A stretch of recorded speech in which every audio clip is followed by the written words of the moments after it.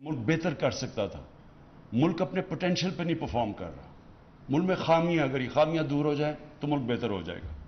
तो ये कंसिस्टेंटली आपकी थीम रही है और ये मुझे हमेशा इसलिए पसंद है कि देखें, मैं अगर क्रिकेट से देखूं कि क्रिकेट में 21 साल मैं इंटरनेशनल क्रिकेट खेला, तो दो टाइप खिलाड़ी होते थे क्रिकेट में। एक वो जो अपने लिए खेलता था और एक जो टीम के लिए खेलता था। हमेशा टीम डिस्टिंग्विश करती है इन मुख्तलिफ टाइप्स के अंदर। जो अपने लिए खेलता है कभी टीम उसकी इज्जत नहीं करती। मैंने जितनी भी अपने करियर में देखा, जो इज्जत किसी की हुई, जो टीम रिस्पेक्ट करती थी, वो टीम प्लेयर की थी, जो टीम के लिए जान मारता था। उसी तरह कौमें हमेशा उनको याद रखती हैं जो कौम के लिए दर्द रखते हैं, जो कौम के लिए कोशिश करते हैं।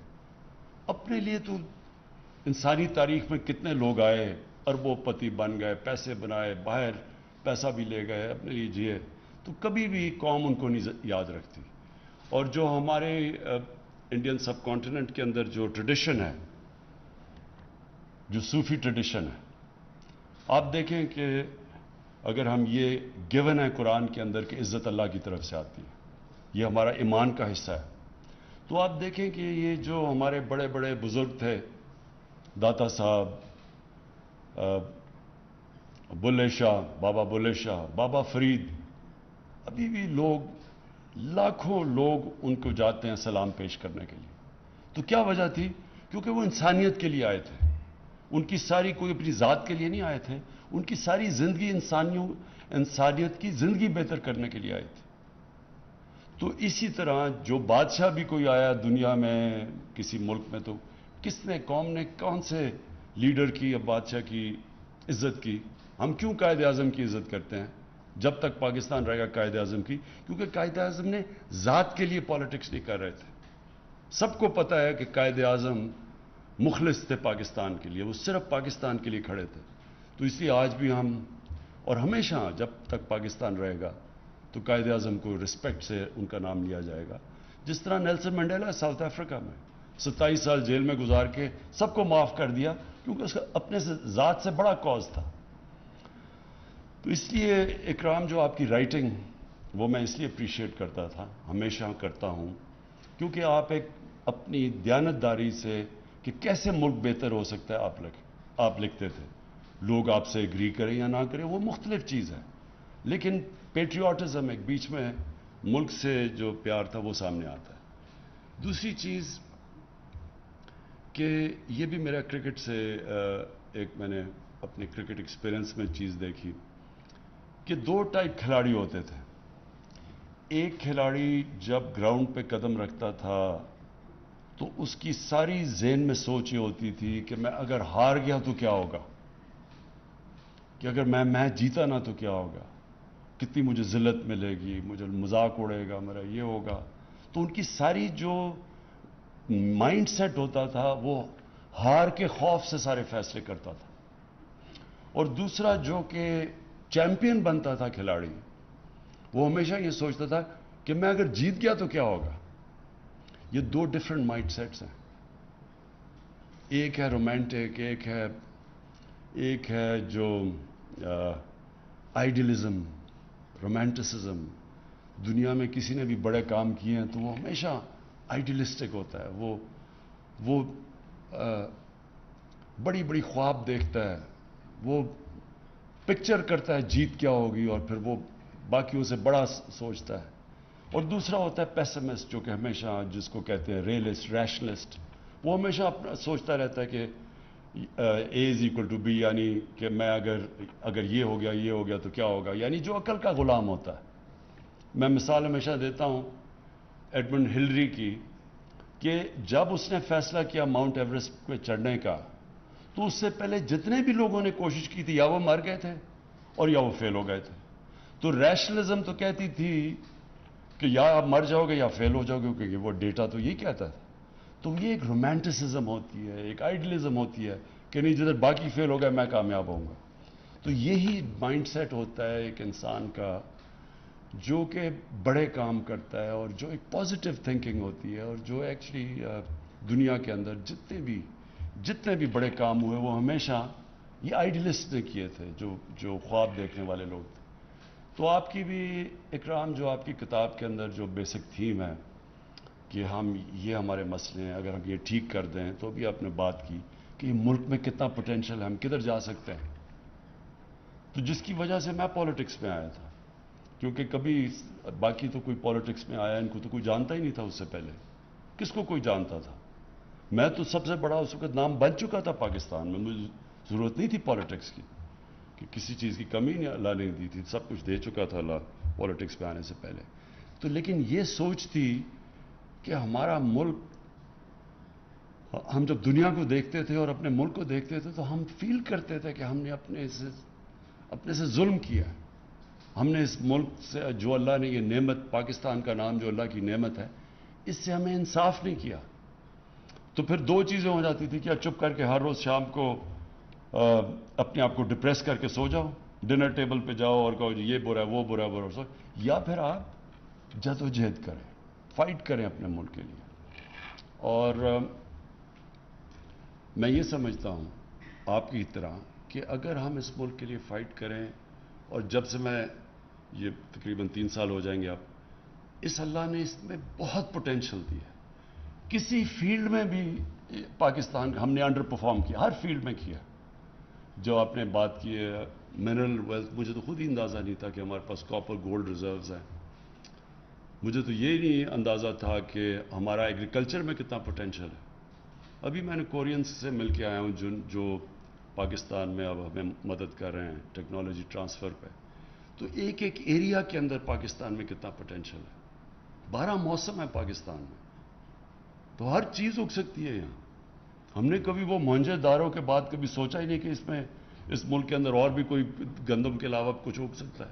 کسی نے کبھی کام ہی نہیں کیا.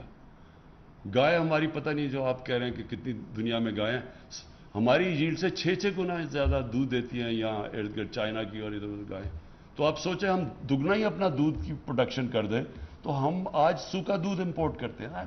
ساری ایسی سٹوریز ہیں، کیونکہ جو لیڈرشپ تھی اس نے کبھی یہ سوچا ہی نہیں کہ اس ملک میں، اس میں جب چھٹیاں آپ کی باہر ہیں، شاپنگ آپ کی باہر ہے، ہاسپٹل آپ کا باہر، آپ کو کیا پتا کہ ملک کے اندر کیا ہے. ٹورزم کا پوٹینشل میں ساری دنیا میں دیکھا ہوا ہے، سوئٹزرلینڈ، ساری آسٹریا، ہر جگہ گیا ہوں. جو ٹورزم کا یہاں پوٹینشل ہے، آپ یقین کریں دنیا میں شاید ہی کوئی ملک ہو جس اتنی ڈائیورسٹی ہو. کسی نے کبھی سوچا ہی نہیں ہے. ریلیجس ٹورزم وہ ایک علیحدہ پورا شعبہ ہے، جس میں ہسٹوریکل ٹورزم علیحدہ ہے، پرانے شہر علیحدہ ہے. لیکن جو ماؤنٹن ٹورزم ہے وہ تو یونیک ہے دنیا میں. سوئٹزرلینڈ کی، یہ معید آپ کی انفارمیشن کے لیے، آدھا ہے سوئٹزرلینڈ پاکستان کے ناردرن ایریاز کا. ناردرن ایریاز ہمارے ڈبل ہیں سوئٹزرلینڈ کے، سائز میں بھی، ہائٹ میں بھی. سوئٹزرلینڈ صرف ٹورزم سے تقریباً $80 ارب کماتا ہے ہر سال، $80 بلین. تو یہاں سوچیں کہ اتنا بڑا ملک ہے، ہماری پتہ نہیں کوئی ملینز میں بھی ٹورزم نہیں ہے.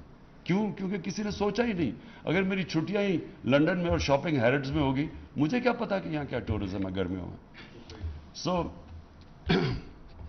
میں جو آخری پوائنٹ آپ کا، جو آپ نے بڑا ویلڈ پوائنٹ کیا، جو آپ نے کہا کہ ابھی مجھے جو ڈرائیور یا کسی نے بات کی انصاف کی. دیکھیں اصل سٹرگل پاکستان کی کیا ہے، ہمارا جو پوٹینشل پورا نہیں ہوا، اس کی اصل وجہ کیا ہے؟ اس کی اصل وجہ ہی انصاف ہے، نا انصافی. دیکھیں یہ جو سٹرگل ہے پاکستان میں، یہ سب سے، میں اس کو جب صبح اٹھتا ہوں تو میں یہ نہیں سوچتا کہ میں کوئی کام کرنے جا رہا ہوں. میں یہ سمجھتا ہوں میں جہاد لڑ رہا ہوں. جہاد ہے کیا؟ جو ابن خلدون نے اپنے فلسفے میں لکھتا ہے، جو کہ ماڈرن ہسٹری کا جس کو باپ سمجھا جاتا ہے، اس نے کہا کہ جو میرا سارا تجزیہ ہے اپنے دین کا، اس میں صرف اللہ ہمارے سے ایک چیز چاہتا ہے کہ اس نے ہمیں زمین میں بھیجا کیوں ہے؟ انصاف قائم کرنے کے لیے.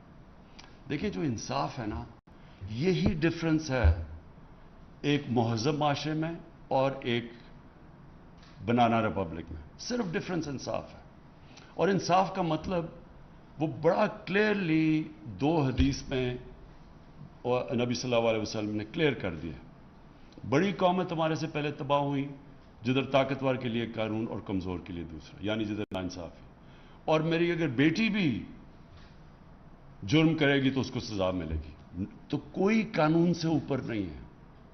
सारी जंग हमारे 3 साल में क्या चल रही है कि एक प्रिविलेज क्लास कहती है कि बाकियों को आप जेल में डाल दें, लेकिन हम जो मर्जी करें, हम कानून के नीचे नहीं हैं, और अगर आप हमें हाथ लाएंगे हम आपकी गवर्नमेंट गिरा देंगे।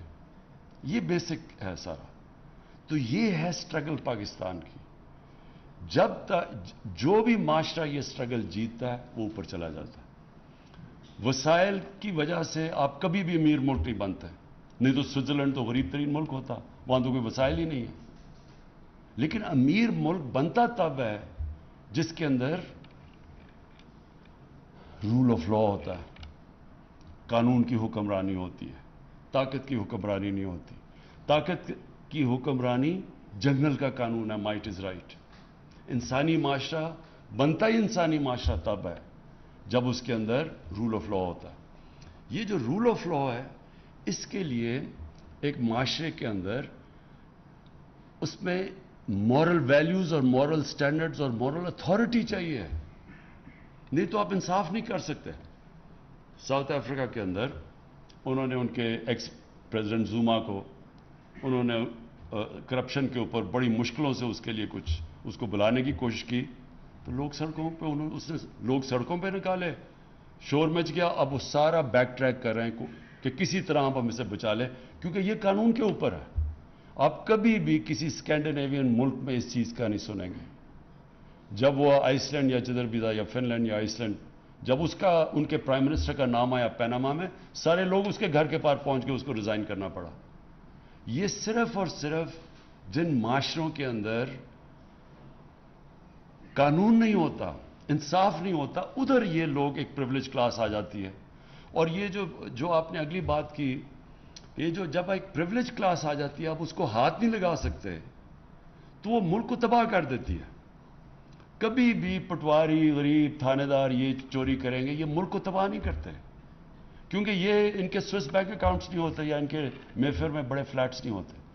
तबाह जो मुल्क में करता है, जो आपकी रूलिंग एलीट जब चोरी शुरू करती है, वो फिर मुल्क तबाह हो जाता है। और इसकी फैक्ट आई पैनल जो यूनाइटेड नेशंस के सेक्रेटरी जनरल ने जो अपने नीचे पैनल बनाई है, और उसमें बताया कि ये अमीर गरीब मुल्कों में फासले बढ़ते जा रहे हैं, तो उन्होंने एक्चुअली साल की पूरी रिपोर्ट, क्या उन्होंने कहा कि गरीब मुल्कों से हर साल 1000 अरब डॉलर चोरी होकर अमीर मुल्कों में चला जाता है, मनी लॉन्ड्रिंग होकर, और ऑफशोर अकाउंट्स में चला जाता है। तो ये कोई गरीब लोग तो नहीं कर रहे होते, ये सारी रूलिंग एलीट मुल्क से पैसा चोरी करके बाहर लेके जाती। क्यों करना पड़ता है? अगर मैं अरबों रुपया चोरी करूंगा किसी डील में, तो मैं बिस्तर के नीचे नहीं पैसा छुपा सकता, लिहाजा मुझे बाहर भेजना पड़ता है। और तो मैं दुगना नुकसान करता हूं। पहले मैं चोरी में नुकसान करता हूं, फिर जब उसको डॉलर में कन्वर्ट करके बाहर भेजता हूं, उससे भी बड़ा नुकसान करता हूं, क्योंकि मुल्क में इफेक्ट होता है आपकी करेंसी। ये मनी लॉन्ड्रिंग से आपका डायरेक्ट इंपैक्ट पड़ता है करेंसी पे, और करेंसी पे इंपैक्ट पड़ता है जब आपकी वो करेंसी गिरती है, सारी चीजें महंगी हो जाती हैं, गुर्बत फैल जाती है।